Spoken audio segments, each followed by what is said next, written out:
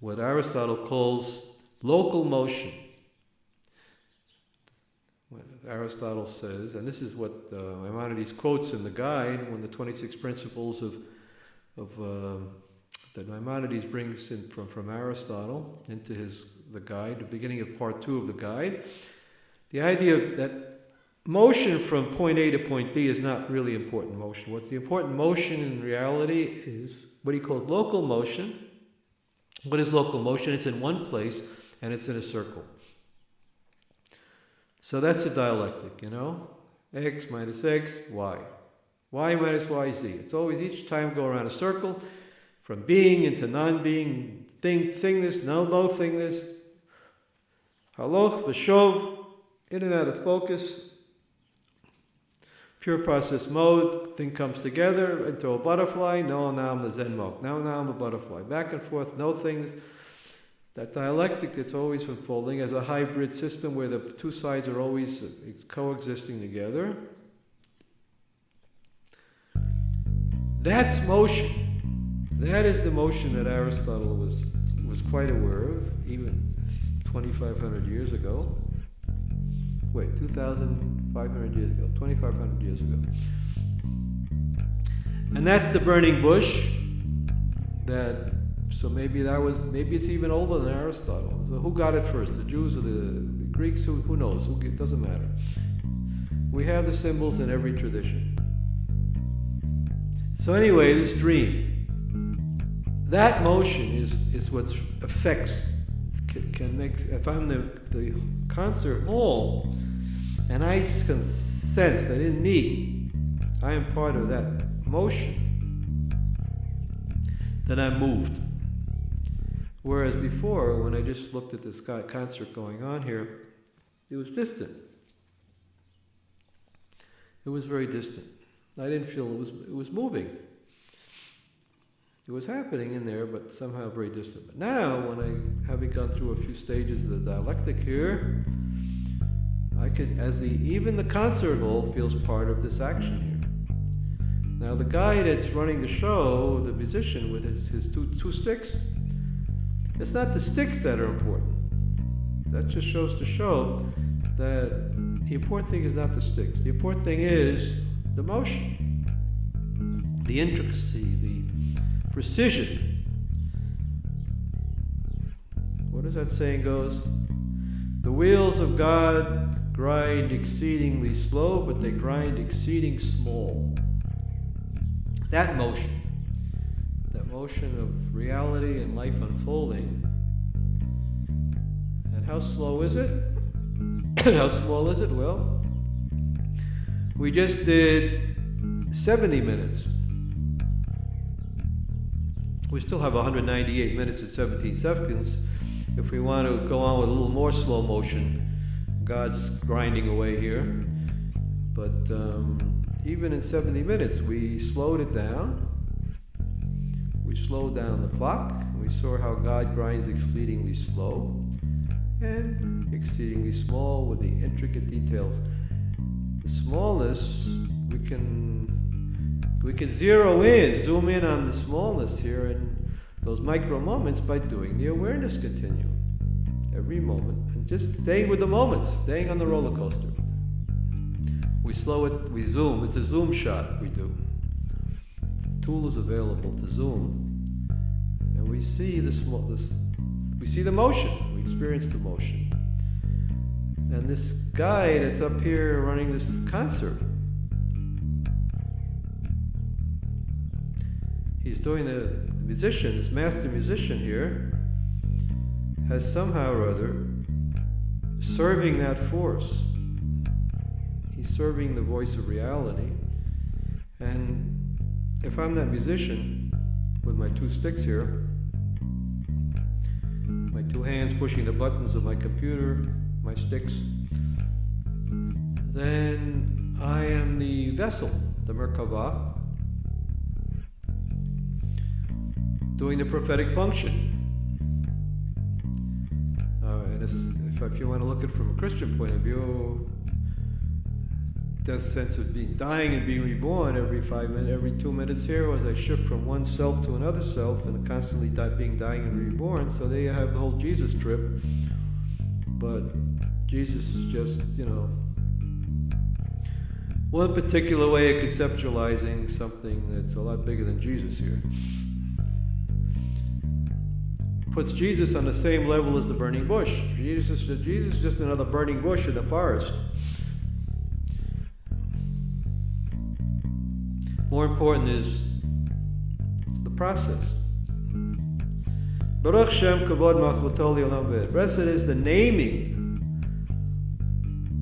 Blessed, Baruch, blessed, Shem, the name or the naming, Koved, the Kavod, the kingdom, Kavod, the tangibility. Blessed is the naming of the tangibility, in other words, the contact moments here, of the kingdom. All these moments here, they all come together, they coalesce in inductive logic into bigger and bigger envelopes, gestalts, leading up to this holistic idea of God as a somehow or other this encompassing voyage here we're doing here. So that is it. Blessed is this search, like we're doing here. The searching, the quest. Coming in and out of reality, of thingness. The bush that's always being consumed, that's always burning, coming to life again.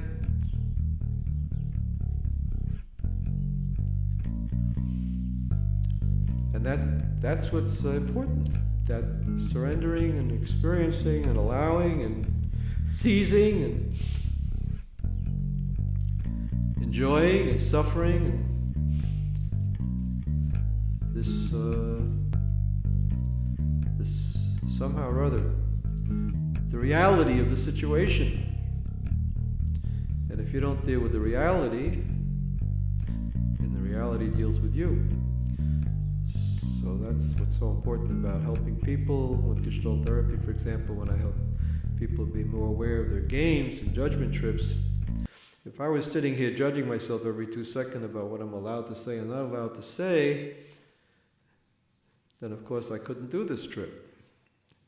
And if I was so wrapped up in my body tension that I couldn't experience my breathing and my body movements and my vocal expression, then I couldn't deal with the reality either. So that's retroflexion. Retroflexion would interfere. If I was totally preoccupied with being what my father wanted me to be, for example, and I never would have allowed myself to maybe explore some of these other realities here, and the introject would have interfered. Introjection. Or projection, if I'm worried about what you think. People out there, if I'm projecting all my anxieties that you're going to think I'm a stupid, some kind of old fart here, making a fool of himself, then I would be caught up in projections and I wouldn't be able to do this work either. And finally, if I was an egotist, egotism, if that was my trip, then I would be saying, Franklin, how could you possibly make a fool of yourself? How could you dare to do what you're doing here with all those people out there listening? I mean, look, this is not you. This is not the Franklin I know. Whatever happened to Franklin Webster? Whatever happened to that bashful kid that was sitting there in the third grade and the teacher says, wrote my book, Still Water Runs Deep. This is not still water here. This is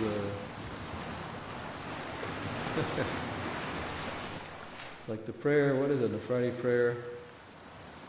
The waves. God is the waves of the ocean. God is even mightier than the mightiest waves of the ocean. So here I am, surrendering to that mighty waves of dialectic which are mightier than the waves of the ocean, and it's overwhelming my narrow idea of who I used to think I was. And then finally, if I were confluent, if I wasn't allowing myself any awareness at all, then of course nothing would happen. I'd just be selling shoes or something.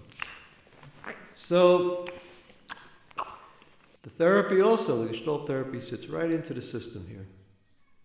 Fits right into the system. It's all one work. Whether you look at my work philosophically, you read the essays, whether you look at the DreamWork sessions, whether you look at the shows that came out of my creative work, it's all me. It's all it. It's all reality. Unreality. Reality search here, with different faces, all different faces of this search reality. Anyway, so now it's 77 minutes. We had another 7 minutes. Should I stop here? Maybe I better stop, because otherwise this thing's going to be unwieldy and it'll be too long on the internet. Okay? By the way, nobody ever contacts me. Why not? I think I got one comment from all of this yak and all this stuff that I put on the web and all my shows and everything. One comment. And you know what it was? It was some retarded Nazi guy ranting how the Jews are dangerous because we're too stupid. No, we're too intelligent. That's what he said. He said, Jews are too intelligent. Dangerous. Menace. They should all be called off because they're too intelligent. That's what that retarded Nazi fool commented on my website.